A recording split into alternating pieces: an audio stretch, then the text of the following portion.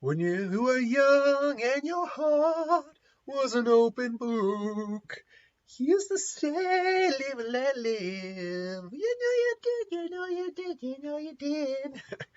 But in this ever changing world in which we live in, you must give this a try. Boom, boom, boom. So live and let work Highlander die. That didn't come out right. Anyway, Live and Let Die. Live and Let Die is the first movie in the Roger Moore era of Bond, coming out 2 years after Diamonds Are Forever, giving basically enough birth to allow Connery to kind of peacefully retire from the role until he came back for the one. Also won 3 Oscars. Excuse me, nominated for 1 Oscar, another 3 wins and 2 nominations. What did they win for, actually? That's a good question. Sorry, I guess I just got the list up. What did they win? I got nominated for Best Original Song, and then was the winner for, it was Academy. Oh, it wasn't an Oscar winner. It won other awards and other things. But anyway, it is the first film in the Roger Moore era, starring Roger Moore, obviously.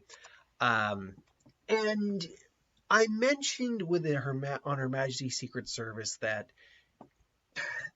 was obviously trying to do a transition, but it failed at the transition. It was trying too hard to be like, hey, see, we're transitioning. Listen to what happens to the other fellow. Hey, remember this movie? Hey, remember this movie? Hey, remember this movie? No, and that doesn't work. That's not how you do a proper transition. In this movie, we just open up with him at his wife's grave, and then Blofeld tries to kill him with a helicopter, and he ultimately gets his revenge on Blofeld.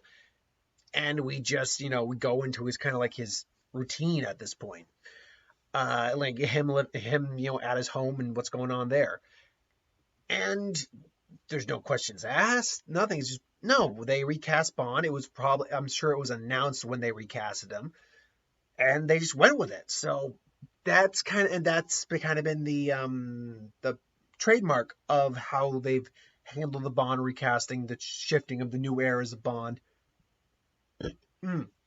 since then. With the, I mean, think words here, and the movie is, I think, one of the better movies. It's definitely one of the better Moore movies for certain. Moore was never one of my favorite Bonds, but my dad doesn't like him that pretty much at all, or near it all. But I'm more hit and miss with him. My big problem, though, I have him is something like my dad has with him, that he's a pretty boy.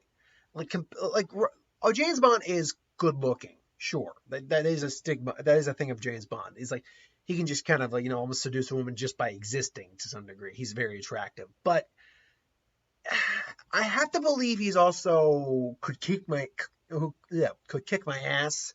Like he is a tough guy. Like he's a tough dude.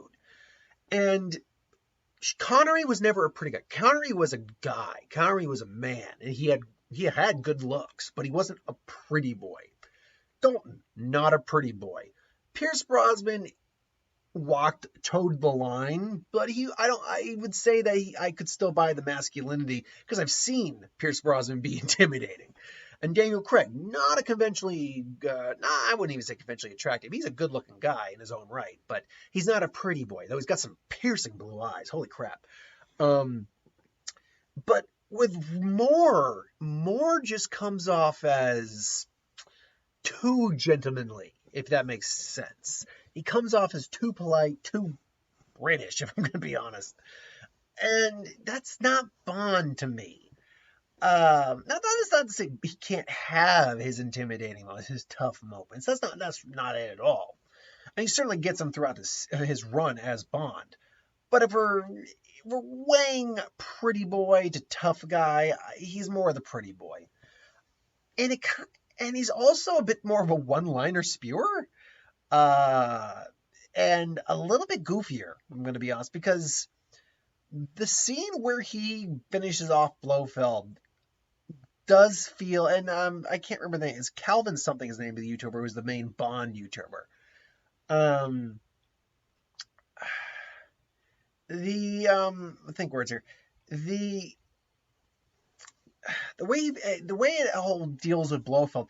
Remember, this is the guy who just in the movie, like one of the movies prior with On Her Majesty's Secret Service, um, killed his wife. This is supposed to be that Bond still, that exact same Bond, and they're carrying over uh, that plot thread that Blofeld killed his wife.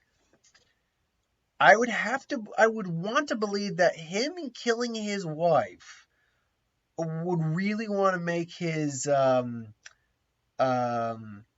his revenge so much more sweeter and him be a lot more angry and cold towards him. Because I mean, I remember them talking. I remember in like the period, or was it The World's Not Enough, about killing in cold blood, how he doesn't like to do it, but with you, make it, I feel nothing. It's like they talk about that several times with Bond. Bond will kill in cold blood, but Bond will also kill out of anger. Like when Bond gets pissed off, Tomorrow Never Dies is a great example. It's like, I'm just a professional doing a job. So am I. And just kills him. It's like, it's not just that. No. It wasn't just him doing a job. He wanted revenge for that guy killing a woman he cared about. Um, so yeah, it's one of those things where it's like, this guy killed the one woman you truly loved in your life, and you're not going to be a little more crueler, or I don't know. The opening, I don't know. The opening is fun, but it doesn't sit well in terms of the characterization we were getting. Jeez, almost 7 minutes and barely talked about the movie. As the movie goes, though, it's fun. It's a good movie. We got a great boat chase in the movie. Like, see, this is one of those movies where a lot of action pieces actually or a lot of pieces of action stand out to me. The boat chase stands out to me 100%. The scenes with the crocodiles where he's actually jumping on the crocodiles' backs, like legitimately, he was doing that. And there's a deleted scene where he fell on the crocodile too, like he slipped running, and he nearly got bit. This fight scene at the end on the train, the scene with Tenenga and the sharks, like a lot of these stand out to me. Tenenga also, if I'm yeah, no, not Teehee. What is the? Maybe I got his name wrong. Solitaire. Oh, Kananga, not Tananga / Mr. Big. Kananga is also one of, I think, the better Bond villains, at least in the Moore era. Because what did we get in the Moore era? And we'll talk about Scaramanga in the next video. But Scaramanga, I think he might be the best of the Moore era. But then you get Drax, you get the Grease guy, the guy, I don't even know the villain really in For Your Eyes Only. I mean, I know who it is, but I'm like, what? I'm trying to actually remember what his deal was. Like, it's like getting like a recorder or something like that. I have no idea. I can't remember his name, but the guy from Spy Who Loved Me, he's all right. Not that interesting. You get the other guy who I just watched Octopussy to freshen up on that one, who he's at least fun. He's fun, I'll admit that. And Christopher Walken in For a View to a Kill, and it's Walken. What are you gonna do? Oh, Mr. Bond, shame on you, ooby doo. Anyway, so yeah, no, to me, Kananga does stand out as one of the better Bond villains because unlike a lot of the other Bond villains that we see kind of in this era, again, Drax, the guy from Spy Who Loved Me, the other guy from Your Eyes Only, I'll know these names when I see them again. Kananga looks like he's having a lot of fun, like being the bad guy. He's enjoying what he's doing. And you get a little bit of that with characters like, especially Walken's character. Walken, again, the Octopussy villain, I'll admit, he does come off as like he's enjoying his being evil to some degree. But Kananga really looks like he's having fun. And he has one of the most absurd Bond deaths there is in the entire series. Actually blowing up from a compressed gas pellet that's used for an anti-shark gun. Yeah, when I literally just rewatched Live and Let Die, not like the end of it, not more than maybe a half hour ago because it was on. I'm like, oh god, yeah, that looked so terrible. But also, I mean, for what it's worth, as much as I kind of crap on Roger Moore for being the pretty boy, he does sell the suave part of Bond very well. Like, I believe he can get information out of people, honestly, a little better than Connery could, because Connery always came off as, don't get me, Connery was suave and all that, but Connery did come off as a bit more gruff and harsh and a bit more, smack a woman in the face if she deserves it, like that. When Moore seems to be a bit more capable of getting the information out of individuals just by being suave and clever and charming. When he has to be like, smacking a bitch around, I don't believe it as much. In fact, it really makes his character come off a bit more loathable anytime that happens. And I'll say this, as if you ever watch Epic Rap Battle when when Bond versus Austin Powers and the original Bond came out, Austin Powers made a comment like, yeah, you are a bit rapey. I mean, I'd like to swing, but the doctor no means no, baby. When he made that point, like, yeah, Connor's Bond may came off a little rapey at points, but Moore's comes off a bit more ewy at points. And Moore even says this with, like, again, For Your Eyes Only, we'll get to talk about that more when we talk about that movie. He makes mention that both the actresses playing the two Bond girls, the skater and the main one, their ages together were younger than him. They were both only in their early 20s, whereas he was in his mid to late 40s at that point. And I mean, that's not Moore's fault, but that does translate to his Bond. And that does make Bond come off as ewy. And that also kind of makes Bond come off as a bit of a jerk, too, when you're dealing with a character who, her losing her virginity to Bond was a plot point in the movie, a.k.a. Solitaire, who, don't get me wrong, is played very very well by the lovely Jane Seymour. Although I will say she does come off, and I think it's on purpose, she does come off as a bit stiff and cold, but I do believe that is the point of the character to come off that way. Either way, it's one of those scenarios where I don't blame any real direction on the actor or actress playing the character. I think it is the direction the character was given. Still, though, it's one of those movies that it is a lot of fun to watch. There is a lot of fun to be had there. I do like the opening of this film too. Past the opening with Bond and Blofeld. Now, I mean, I like it when we actually see him kind of just chilling out in his home with a woman, and then M comes in unexpectedly with Moneypenny.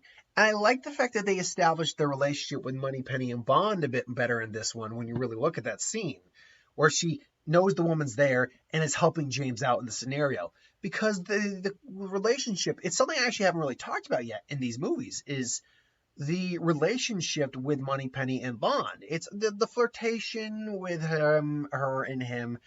That's always going to be a main staple of James Bond. But the question actually is,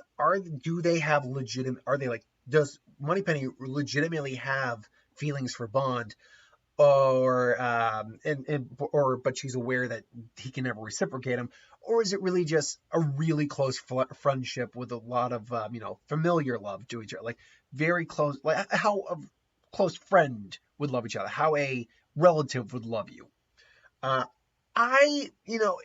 I do liken it a bit more, at least in the earlier eras of Bond, between Roger Moore and Connery. I do liken it more to a familial love, like a very close, like I care very much about you, and the playful flirting is always going to be a part of that. And I like how they kind of show that off here. Is like, yeah, she knows he's got a woman there, and she's perfectly fine with that. In fact, she's helping him out. I like that. I think that's actually a really nice little addition to their repertoire. Now, once we get into like the Pierce Brosnan and the Daniel Craig eras, those things change up a little bit. It's definitely more. There's a lot more sexual tension there, particularly in Die Another Day. But for what it's worth, I like how they handle their relationships most of the time in these films.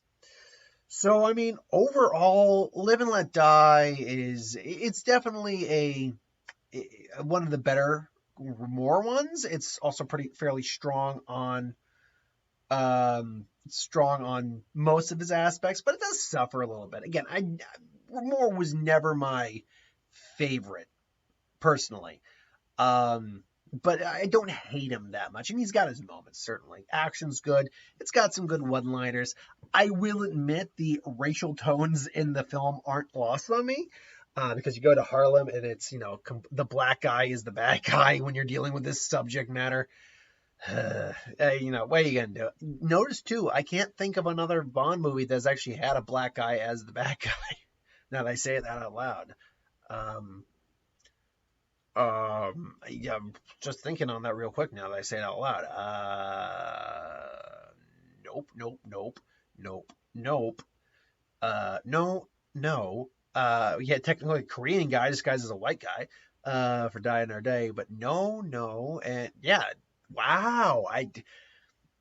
You know, look, a black guy can still be the bad guy and it's not racist or stereotyping. You look at Chiwetel Ejiofor. He plays bad guys more than a few times and he's fantastic. I love watching him either as a good guy or a bad guy. Idris Elba, I believe, has played a bad guy once or twice. No, Will Smith has not. But I'm just listing black actors off the top of my head right now. Like, you do know you can have a black guy play a bad guy. Look at Idris Elba played the bad guy in Hobbs and Shaw. He was fun as hell in that movie. So it's like, why have you been staring away from that? Like, there's plenty of villains I've seen in a lot of Bond movies past Live and Let Die that aren't white inherently by their character. They could be other races. Drax could have been another race. Again, Spy Love Me guy could have been another race. Think words here. Pretty much any of the Pierce Brosnan villains, save for Gustav Graves and Die Another Day, probably could have been characters of other races than what we got. So, come on, Hollywood, I'm down for it. Look, black guy. Wow. I'll end this by giving my brief thoughts on the whole. Could a black actor could Bond be black? Bond, so the character of James, we're not talking 007, remember, that's his basically his ID number. He could theoretically be 006, 005, get reassigned those numbers, but he's still James Bond. James Bond is a character. James Bond, even the creator of James Bond said that James Bond is a inherently male character. So anyone talking about like a female James Bond, no, because at that point now you're just gender bending a character for just the sake of gender bending it. That makes no sense. Just make a new character that's basically the female equivalent of a James Bond. Honestly, Charlize Theron in Atomic Blonde was a female James Bond. That's what she was. But could Bond be black?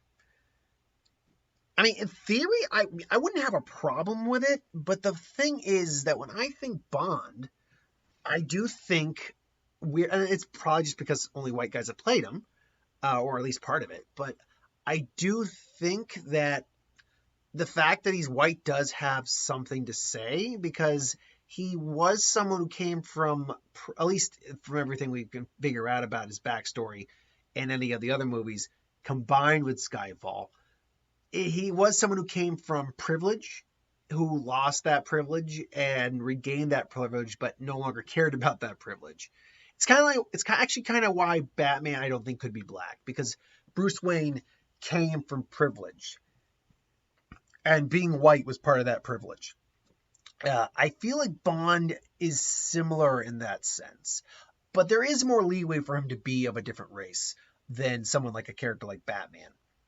So, I mean, that's just my thoughts. Ultimately, I wouldn't mind, like, if they announce Idris Elba or someone else, another really good black actor was playing Bond, would not care. Like, I'd be down for it. I'd be cool with it. I wouldn't care that he was black ultimately. But if you were to actually ask me, do I think Bond could be black? I'd say yeah, but I think he plays better as a white character, if I'm going to be honest. Again, I'm not trying to play sides of the other. That's for some reason makes a bit more sense to me than a black character. But again, If it was black, wouldn't care. And even though I pretty much just said my piece on that, I'm sure I'm going to get people ripping me apart for that. So, it is what it is, the internet. It's like people watch me say, Clockwork Highlander said this. It's like, God, get a life. Anyway, thanks for watching. Hope you enjoyed. Like, comment, share, subscribe. Hit that bell if you want notifications. I'll be back with one more video for the man with a golden gun, and I'll be done for the day. So thanks for watching.